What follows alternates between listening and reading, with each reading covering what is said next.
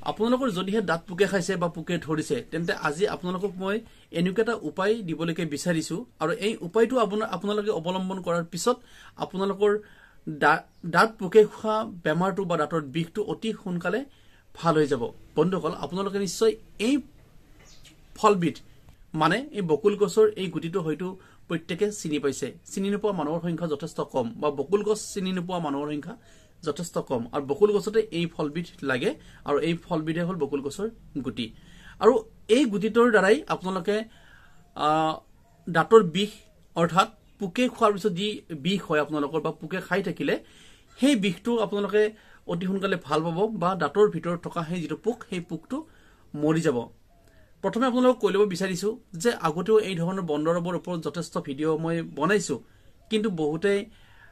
ভিডিঅ'সমূহ যেতিয়া ৰাজহুৱা কৰো বা যেতিয়া সামাজিক মাধ্যমত ভিডিঅ'সমূহ এৰি দিওঁ তেতিয়া বহুতে যাতা কমেন্ট কৰে ঠাট্টা মস্কৰা কৰে কৰক মই বেয়া নাপাওঁ ঠাট্টা মস্কৰা কৰক মই সেইবোৰক লৈ ভ্ৰক্ষেপ নকৰো বেয়া নাপাওঁ কাৰণ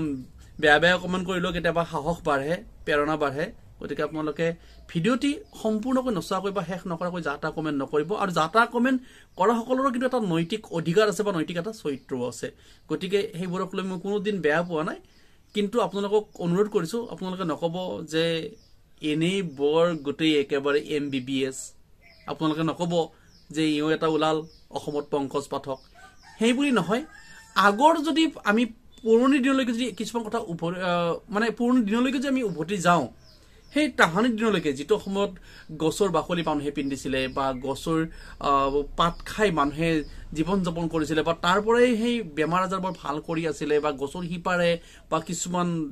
এই ধৰণৰ বন ঔষধৰ জৰিয়তে যে মেডিকেলৰ আগৰ কথা কৈছো ডাক্তৰৰ আগৰ কথাখিনি কৈছো সেই সময়ত যেতিয়া হাতাম পুৰুষৰ দিনৰ পৰা কিছুমান বন ঔষধ চলি আহি আছিল বা আমাৰ আজু ককা হতেই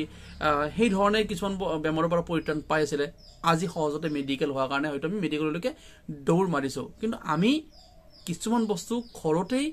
বনায়ও কিছুমান ৰোগৰ পৰা পৰিত্ৰাণ পাবলৈকে পাৰো আৰু সেই কথাসমূহৰ ভিত্তিত বা সেই কথাসমূহৰ আধাৰতে মই আজি আপোনালোকক ক'বলৈকে বিচাৰিছো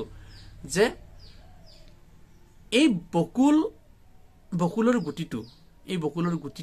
গুটিটোৱে আপোনালোকক ইমান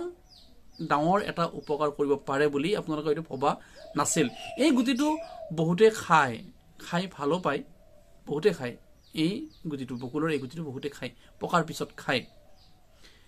এই গুটিটোৰ ভিতৰত এটা গুটি আছে সকলোৱে জানে এই গুটিটোৰ ভিতৰত এটা কলা গুটি আছে সেই গুটিটোৰ ভিতৰত আৰু এটা গুটি আছে আপোনালোকে এবাৰ যদি ভাঙি চাই তেতিয়া দেখিব যে গুটিটোৰ ভিতৰত আৰু এটা গুটি আছে সেই গুটিটো মানে যেটো বগা অংশ গুটি সেই গুটিটো আপোনালোকে পাৰিলে অকমান গুৰি কৰি মিহি কৰি লব নাইবা অকমান মহাৰি তাক পিটিকি লব লৈ যত আপোনালোকৰ দাঁতত পোকে ধৰে পোকে খায় সেই অংশটোত আপোনালোকে অকমানকৈ সুমুৱাই দিব তাৰপিছত দেখিব আপোনালোকৰ বিষ কমি আহি আছে তাৰপিছত দেখিব আপোনালোকৰ দাঁতত যি পোকে ধৰিছিলে পোক মৰি আহিছে বা মৰিছে গতিকে আপোনালোকে যদি ভাবে যে এবাৰ মাত্ৰ ব্যৱহাৰ কৰি চাও ভিডিঅ'টিৰ